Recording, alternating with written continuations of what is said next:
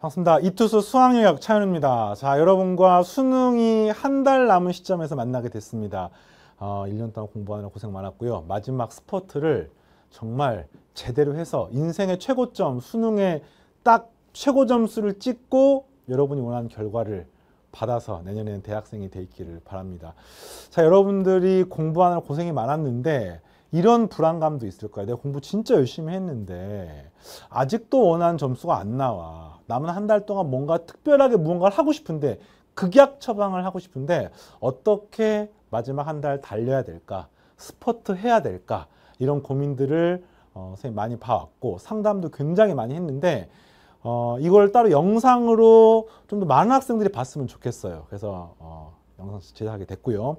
현재 이 시점에서 쌤이 2022학년도 수능 대비 모든 강의가 완강됐습니다. 그래서 강의 마지막까지 모의고사 강의가 완강을 다 하고 여러분들한테 이제 강의 영상 이외에 학습법 내지는 마지막 응원 영상으로 만나게 될 겁니다. 자, 우선은 마지막에 뭐 해야 돼? 여러분 지금 뭐 공부하고 있습니까?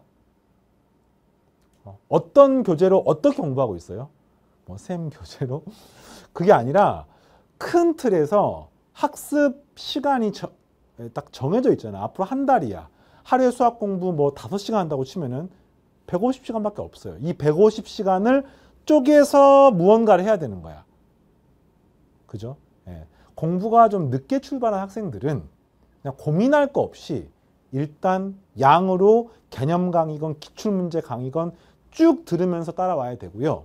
그게 아니라 어느 정도 완강했고 어느 정도 마무리를 했는데 마지막에 뭐 하지? 모의고사 풀어야 되나? 뭐 마지막에 뭐 고난도 문제 풀어야 되나? 이런 학생들이 이 영상 들으면 큰 도움이 될 겁니다. 일단 무조건 제일 중요한 거. 복습을 꼭 해야 돼요. 여러분들 1학기 때부터 지금까지 풀었던 수학 문제 합하면 몇천 문제 될걸? 하루에 10문제는 풀잖아. 그지?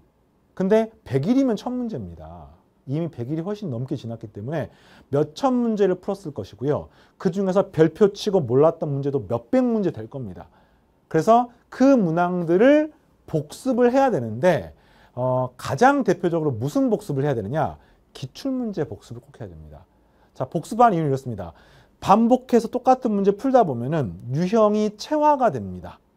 그리고 그것 때문에 문제 푸는 속도가 올라갑니다. 유사한 문제가 나왔을 때 중간과정 스킵하고 답까지 바로 가는 거죠. 이런 질문을 또 받아요. 쌤, 기출문제 계속 복습하다 보니까 문제를 보면은 풀이 방법이 외워져요. 이거는 문제 푸는 게 아니라 외우는 것 같은데 이렇게 공부하는 게 도움이 됩니까? 라고 물어보시면 바로 그렇게 하는 거야. 알겠어요?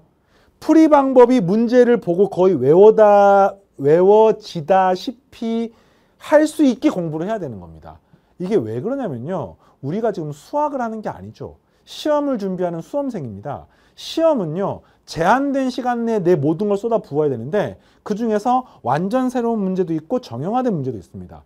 정형화된 문제를 문제 푸는 속도를 끌어올려서 시간을 확보를 해야지만이 최고난도 문항의 낯선 문제를 풀 때 시간 투자를 할 수가 있는 겁니다. 그래서 복습을 꼭 하셔야 되고 그것 때문에 답이 외워지는 상황까지 가는 거는 너무너무 잘하고 있는 거예요.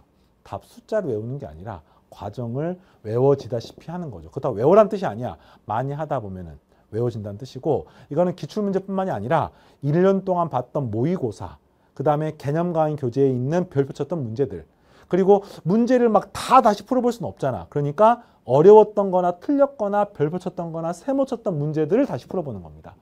이 과정에서 쌤 복습하려고 하는데 시간이 너무 부족합니다. 이런 학생이 있을 수 있거든요. 그런 학생들은 최고난도 문항은 빼고 푸는 것도 괜찮습니다.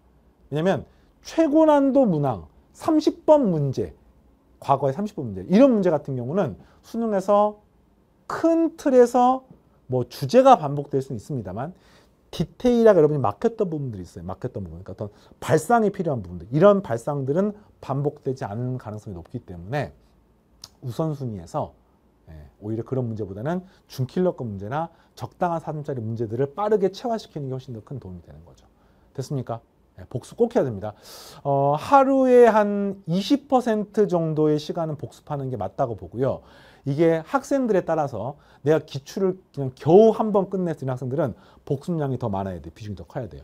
그리고 이미 복습을 너무 많이 해가지고 할 게 별로 없어. 오케이. 이런 학생들은 복습 비중이 뭐 20% 작을 수도 있는 거죠.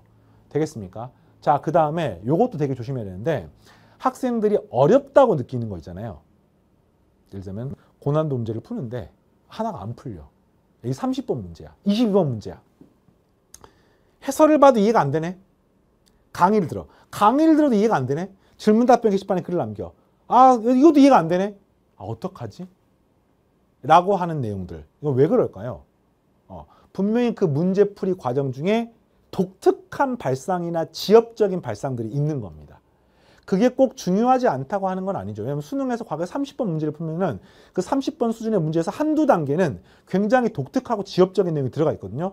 그런데 뭐냐면 지금까지도 수능 준비하는데 지금 벌써 뭐 10개월 가까이 지났을 겁니다. 2월달, 3월달에 뭐 시작한 학생들은 거의 뭐 반년 이상 지났잖아요.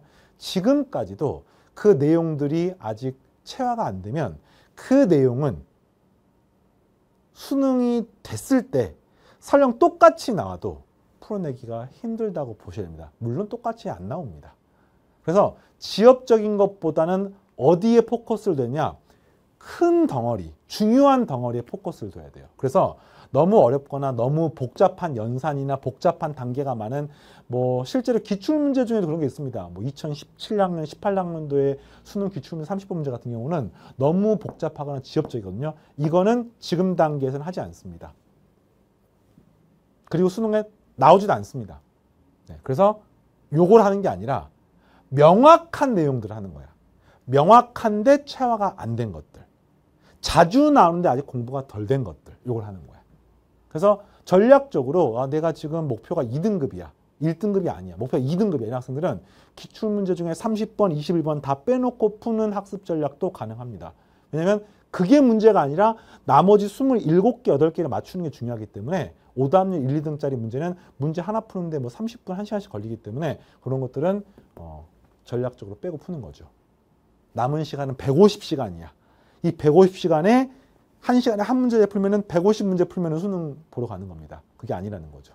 됐습니까? 자, 마지막 질문 또 실전 모의고사 풀고 있어요. 선생님이 지금 방금 직전에 선생님이 제작한 실전 모의고사 해설 강의를 끝내고 왔거든요. 중간중간에 실무에 관해서 학습 전략, 운영 전략, 중간에 모의고사 회차별 피드백, 학생들의 상태, 수준 뭐 이런 것들을 이야기를 쭉 했는데 마지막에 이런 계획 세운 학생들이 많을 거야. 수능 보기 한 달 전에 남은 수능까지 실전 모의고사만 풀어야지. 실무 한 10회분, 20회분 구해놓고 매일 이틀에 한 회분씩 풀어가지고 실무만 풀어야지 라고 하는 학생들이 있는데 B 추천입니다. 왜냐하면은 실전 모의고사로 배워갈 게 있어요. 뭐냐? 제한된 시간 내에 문제를 푸는 방법들, 시간 관리, 실수 줄이기 뭐 이런 것들은 실무 강의에서 배울 수 있습니다. 또 새로운 문제를 풀어보면서 그 안에서 임기응변 같은 거를 임기응변을 할 수 있는 실력을 늘릴 수 있거든요. 그런데 실무에서 배울 수 있는 한계도 있어. 뭐냐면 실무에서는 어려운 문항을 진득하게 풀지 않지. 그냥 모르면 스킵하는 거잖아요. 그러니까 또 실무에서는 나오는 단원에 나오는 주제만 계속 나옵니다.